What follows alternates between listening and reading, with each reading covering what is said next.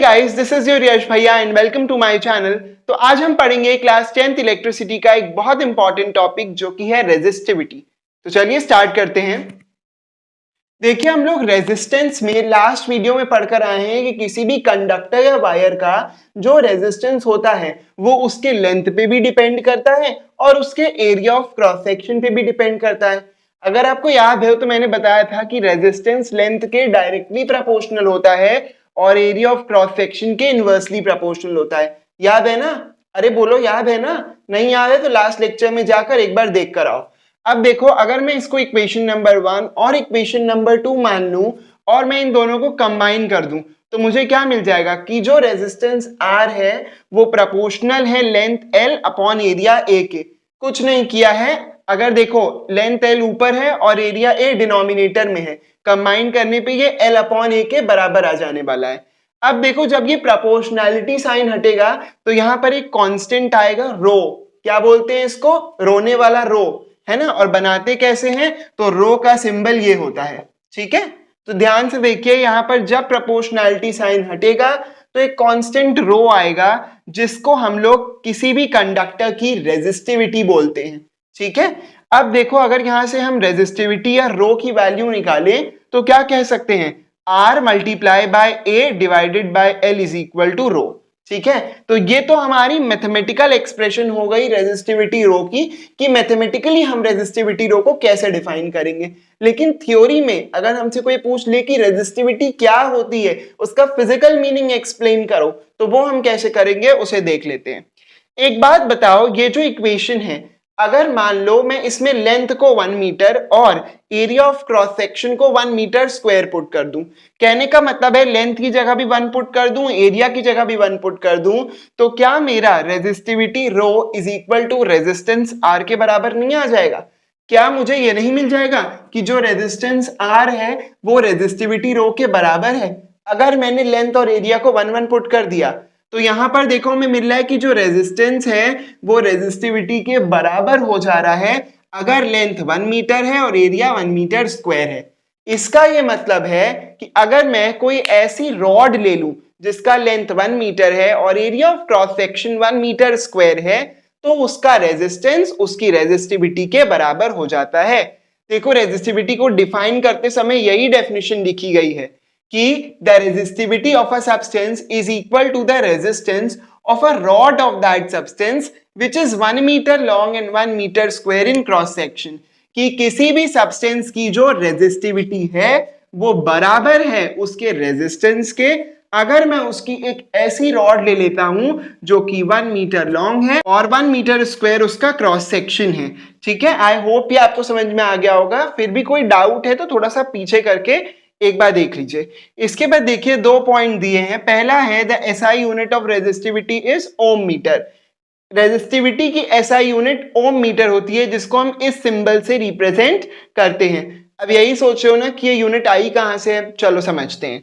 देखो, रेजिस्टिविटी का formula R into A by L है। तो अगर R की यूनिट लिखें तो ओम होती है, A की यूनिट लिखें मीटर स्क्वायर होती है, डिवाइडेड बाय L की यूनिट लिखें मीटर होती है।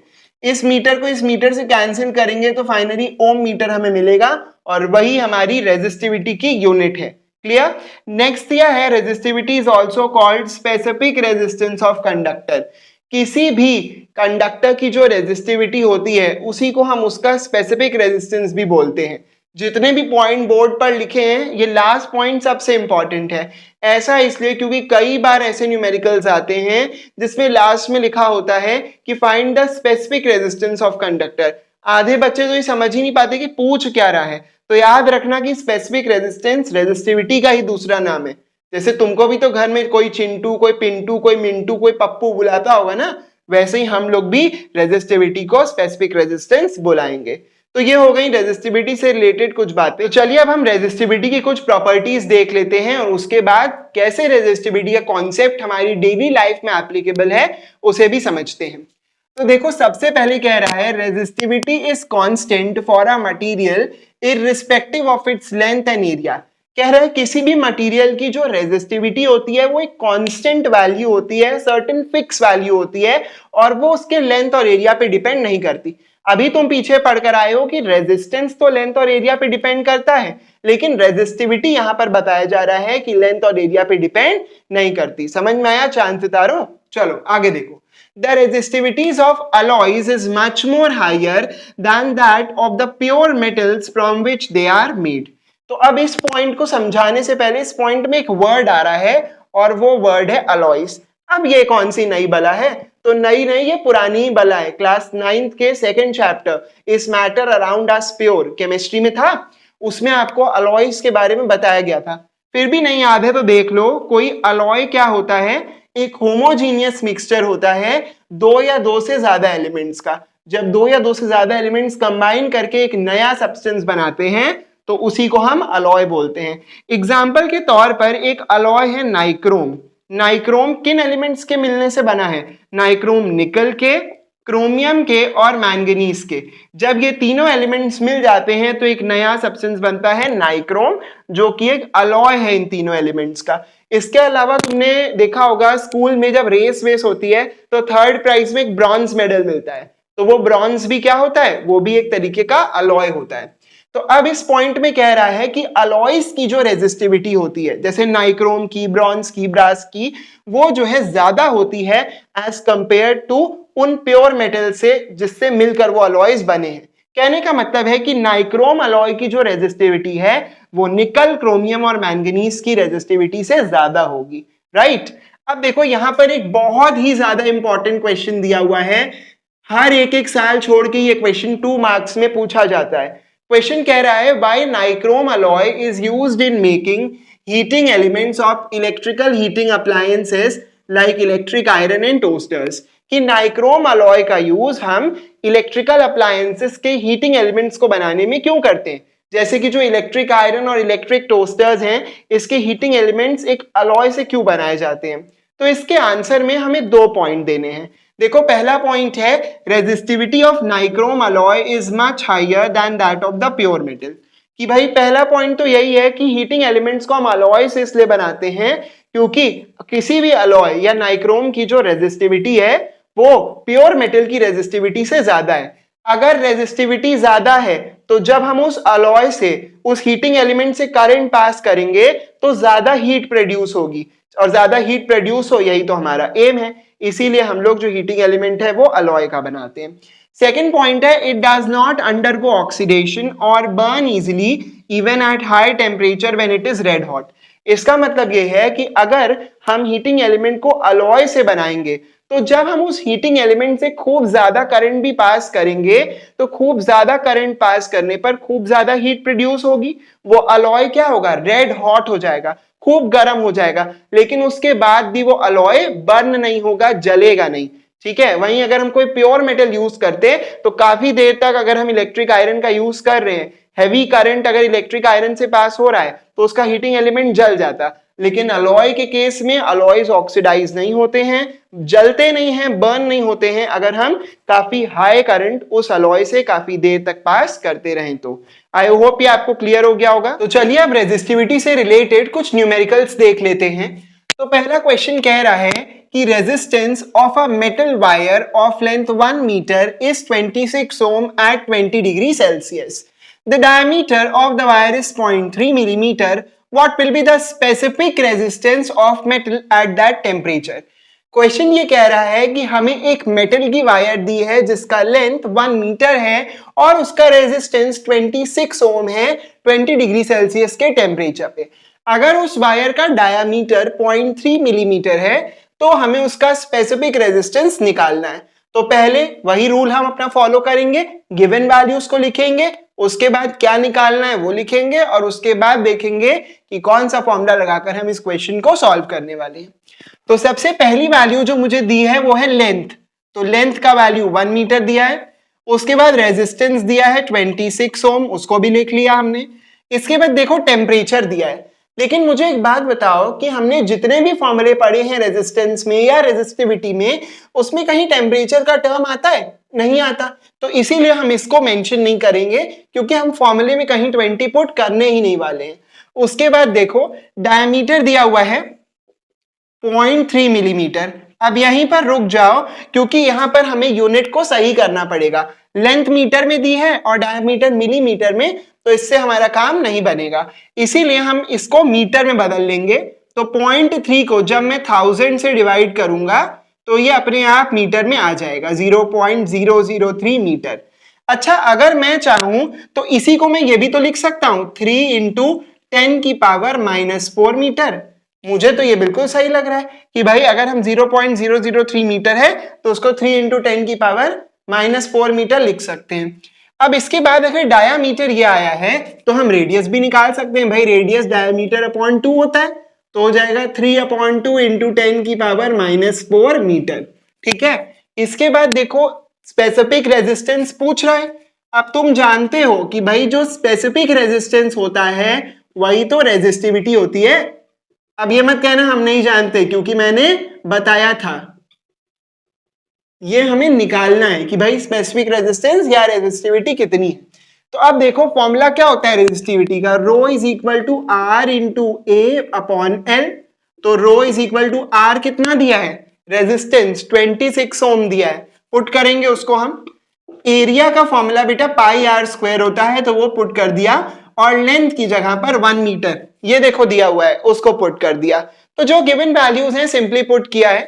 अब पाई आर स्क्वायर को भी पुट कर देते हैं वैल्यू, तो 26 इंटू पाई का वैल्यू 22/7 होता है, राइट, तो उसको भी पुट करेंगे 22/7।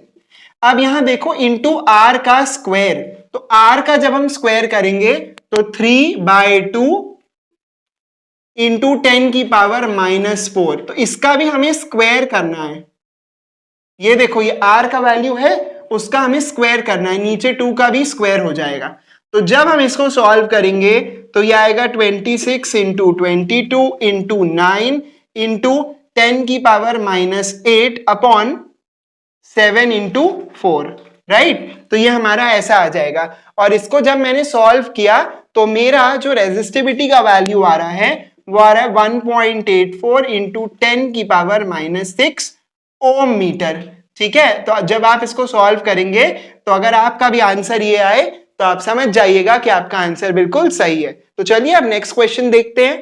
तो अब नेक्स्ट क्वेश्चन कह रहा है a wire of given material having length L and area of cross section A has resistance of 4 ohm. What will be the resistance of another wire of the same material having length L/2 and area of cross section 2A? कह रहा है हमारे पास एक wire है, ठीक है, जिसका length L है और area of cross section A है, तो उसका रेजिस्टेंस 4 ओम के बराबर दिया है। कह रहा है अगर मैं एक दूसरी वायर ले लूं सेम मटेरियल की बनी हुई जिसका लेंथ L/2 है और area of cross section 2A है, तो उसका नया रेजिस्टेंस क्या होगा। तो एक एक करके इसमें हम देखते हैं। तो पहली वायर के लिए अगर हम बात करें कि फॉर फर्स्ट वायर, तो फर्स्ट वायर के लिए अगर मैं रेजिस्टेंस निकालूं तो रो इंटू L/A होगा कि नहीं होगा, बिल्कुल होगा। अब यहां पर यही वैल्यू हमको 4 ओम के बराबर दी हुई है क्वेश्चन में, इसको इक्वेशन नंबर 1 बनाकर छोड़ लो। इसके बाद अगर हम सेकेंड वायर के लिए निकालें कि फॉर सेकेंड वायर, तो सेकेंड वायर के लिए जो यहां पर R डैश आएगा वो क्या आएगा, रो इंटू L/A।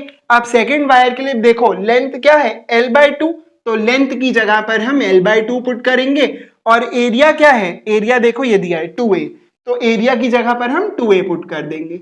ठीक है, तो R डैश क्या आ जाएगा, रो इंटू L/4A। यहां तक तो आपको क्लियर हो ही रहा होगा।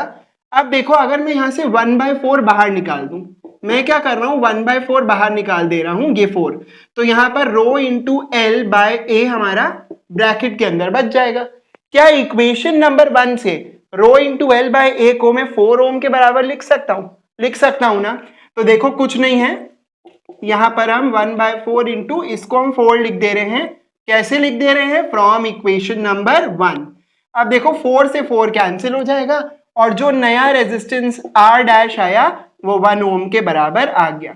तो तुम देख सकते हो कितना इजी क्वेश्चन था, लेकिन क्वेश्चन पढ़ने में कितना मुश्किल लग रहा था। तो इसीलिए कोई भी क्वेश्चन आए तो स्टेप बाय स्टेप एक एक लाइन रीड करनी है और उसे सॉल्व करना है। चलिए अब नेक्स्ट और लास्ट क्वेश्चन देख लेते हैं, लेकिन उसके पहले एक बात समझ लो कि मैंने आपको 3 क्वेश्चंस कराए हैं इस वीडियो में। उसमें से ये वाला जो क्वेश्चन है वो सबसे ज्यादा इंपॉर्टेंट है। उसका कारण ये है कि teachers are in love with the question. सारे टीचर्स को इस क्वेश्चन से बहुत प्यार है, बार बार उठा के आपके हाफ ईयरली एग्जाम में, प्री बोर्ड में और इवन बोर्ड्स में भी ये क्वेश्चन आ जाता है। तो बहुत ध्यान से इसको समझिएगा। कह रहा है अ 6 ohm resistance wire is doubled up by folding, calculate the new resistance of the wire. 6 ओम की एक रेजिस्टेंस वायर है और उसको फोल्ड करके डबल अप कर दिया गया है, तो हमें उसका नया रेजिस्टेंस निकालना है। ठीक है, तो इस क्वेश्चन को सॉल्व करते हैं पहले, फिर समझते हैं कि क्या होगा। केस 1 अगर हम ले लें कि जब वायर को हमने डबल अप नहीं किया था, उस केस में उसका जो रेजिस्टेंस था वो रो इंटू एल बाय ए इस फॉर्मूले से दिया जाएगा, और ये जो रेजिस्टेंस है ये 6 ओम के बराबर दिया हुआ है, तो 6 is equal to rho L by A. Equation number 1, यहां तक तो किसी को कोई समस्या नहीं है। केस 2 में आप थोड़ा लिख दीजिए, when wire is doubled up, when wire is doubled up by folding, कि जब हमने वायर को डबल अप कर दिया, फोल्ड कर दिया, तब क्या होगा। तो भाई तब ये होगा कि जो नया रेजिस्टेंस आर डैश आएगा वो हमें निकालना पड़ेगा। अब इसको ना एक वायर से समझते हैं, तो जरा देखता हूं वायर कहां पे, ये है। ये देखिए, ये मान लीजिए मेरे पास कोई एक वायर है, ठीक है, और मैंने इसको फोल्ड करके डबल अप कर दिया। तो जब मैं इसको डबल अप करूंगा तो ये वायर देखो कुछ इस तरीके से हो जाएगी जैसा आपको दिख रहा है। तो क्या हुआ है इसको डबल अप करने पे, मेरे हिसाब से इसकी जो लेंथ है वो जस्ट हाफ हो गई है, पहले जितनी थी अब उसकी आधी हो गई है, और इसका जो एरिया है वो डबल हो गया है। ये देखो ध्यान से, जितना एरिया पहले था अब उससे डबल एरिया हो गया है। तो अब इसको हम समझेंगे कि यहाँ पर जो हमारा नया रेजिस्टेंस आएगा वो भी चेंज होगा, वो हो जाएगा रो इंटू लेंथ की जगह पर हम L बाय 2 कर देंगे और एरिया की जगह पर 2A कर देंगे। अब अभी मैंने समझाया कि लेंथ हाफ हो गई है और एरिया डबल हो गया है जब हमने फोल्ड किया है। तो इसको जब हम सॉल्व करेंगे तो ये हमारा आएगा rho into L bye 4A के बराबर, राइट। अब इसमें से 1 बाय 4 को कॉमन निकाल रहा हूं, तो 1 by 4 rho L by A, ये आएगा कि नहीं आएगा। अब देखो इक्वेशन नंबर 1 में रो इंटू एल बाय ए का वैल्यू 6 हमने निकाल लिया है, तो यहां पर इसकी जगह पर हम 6 रख देंगे, तो ये हो जाएगा 1 बाय 4 इंटू 6, ब्रैकेट में लिख दीजिए फ्रॉम 1। ठीक है, अब जब हम इसको कैंसिल आउट करेंगे तो R dash is equal to 3 by 2 या 1 होल 1 बाय 2 ओम आंसर हमारा आ जाएगा। क्लियर है आपको, ये एकदम समझ में आ रहा है ना। तो ये क्वेश्चन आने के बहुत ज्यादा चांसेस होते हैं, ध्यान से इस क्वेश्चन को प्रैक्टिस करके ही एग्जाम देने जाइएगा। बस इस वीडियो में इतना ही, मिलते हैं नेक्स्ट वीडियो में, तब तक के लिए स्टे ट्यून्ड।